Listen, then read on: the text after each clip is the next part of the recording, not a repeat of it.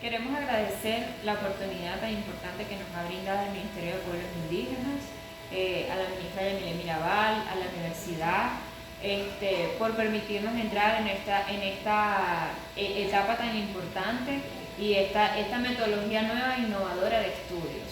De verdad que para nosotros es gratificante, ya que vamos a seguir contribuyendo y colaborando a la labor que realizamos dentro del Ministerio de Pueblos Indígenas.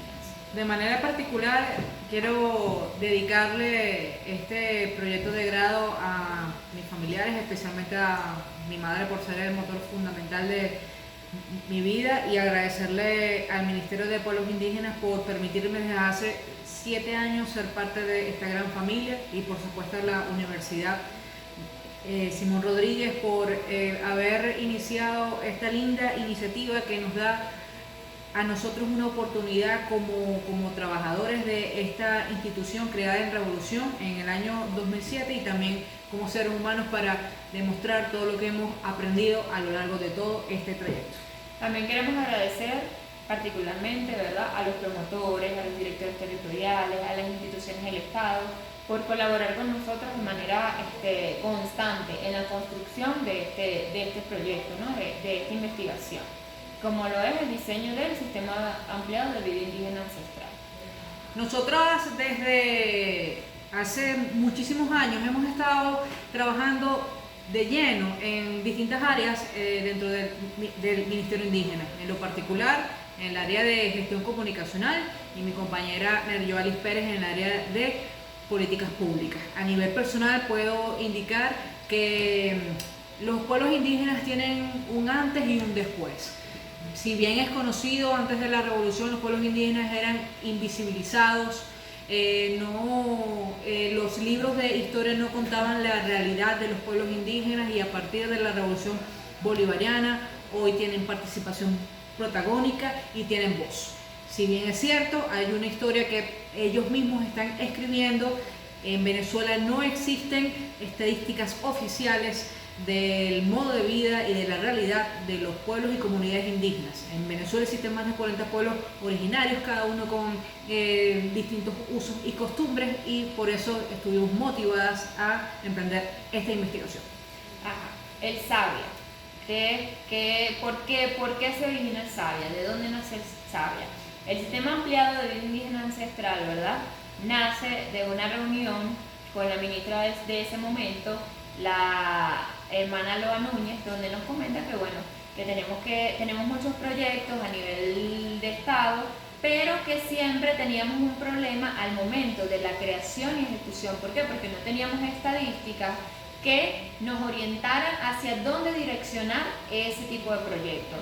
Y si bien es cierto, cuando nosotros nos reunimos con instituciones que evaluamos cada una de las estadísticas están de manera general, pero no desagregadas por pueblo indígena o comunidad, ni siquiera por variables indígenas. Entonces, cuando nos reunimos, Vanessa y mi persona, ¿verdad?, para hacer una investigación más extensa, más exhaustiva de qué podíamos hacer para llegar a la conclusión de qué variables íbamos a utilizar para la construcción de ese instrumento y de ese sistema que quedaría en el tiempo.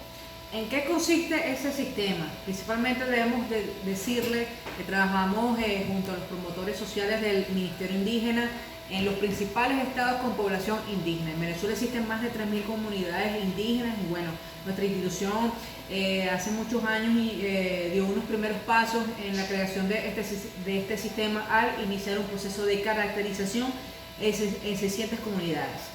El sistema en el que nosotras trabajamos consiste en la caracterización del modo de vida y de la realidad de las comunidades indígenas en las áreas de educación, en las áreas de salud, en las áreas de proyectos socioproductivos, en las áreas de derechos humanos, en la parte de los servicios básicos.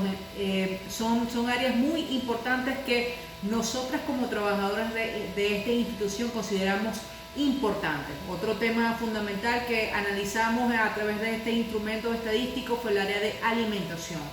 Estos datos le permiten al Ministerio Indígena, desde que se emprendió, manejar información certera y concreta de la realidad latente en las comunidades indígenas y de las políticas a ejecutar.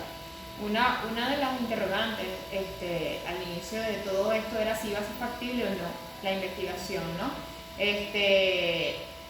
No fue fácil de primer momento porque tuvimos que hacer muchas reuniones con promotores, donde ellos nos hablaban de las realidades de las comunidades, nos fuimos estado por estado para visibilizar específicamente cómo era el modo de vida de cada uno de esos pueblos, de esas comunidades, y también poder visualizar cuáles eran las políticas que se estaban ejecutando o no en esas comunidades, que es como el punto de lanza para lo que es la ejecución del proyecto, porque era una petición de la ministra en su momento para nosotros poder tener con qué dar respuesta al momento de la ejecución de un plan o un proyecto y no crearlo en el aire de que, ay, bueno, voy a crear un proyecto porque sí, si no. Era más bien que tener una estadística que nos diera luces de cuáles eran las comunidades que requerían mayor atención.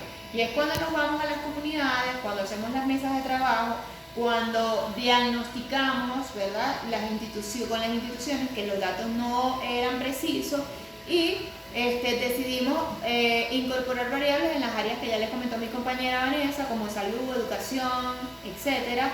Y una vez estructuradas estas áreas, construimos un instrumento conjunto, ¿no? Mi compañera se dedicó específicamente al tema de lo que era la metodología del documento, al tema comunicacional, y mi persona me ocupé precisamente de lo que es la creación del instrumento y de lo que iba a ser la aplicación en campo y el procesamiento de la información, que es lo que más o menos vengo trabajando en la institución desde el área de políticas públicas. ¿Para qué? Para que quedara un sistema en el tiempo estadístico de todo tipo de información en pueblos y comunidades indígenas. Una vez recogimos las variables, procedemos a lo que es la construcción del instrumento.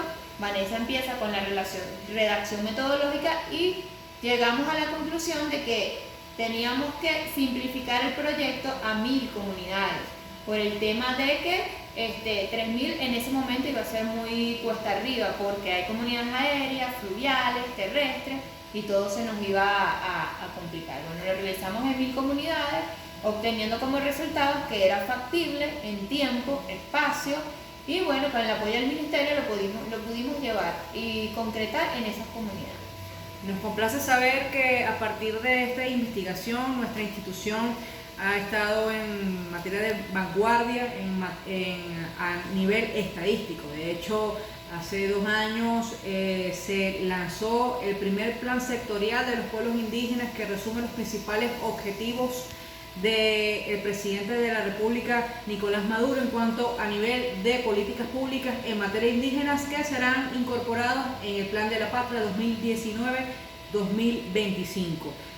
Para nosotras fue una experiencia muy significativa emprender esta investigación y esperamos sea de su total agrado. Muchísimas gracias. En resumen, podemos concluir que el SABIA o el Sistema Ampliado de Vida Indígena Ancestral nos va a ayudar o nos ha venido ayudando, ¿verdad?, porque ya queda instalado en el Ministerio de Pueblos Indígenas como una herramienta más a la construcción estadística de cada una de las variables que son indispensables para la toma de decisiones y la planificación en políticas públicas en pueblos y comunidades indígenas.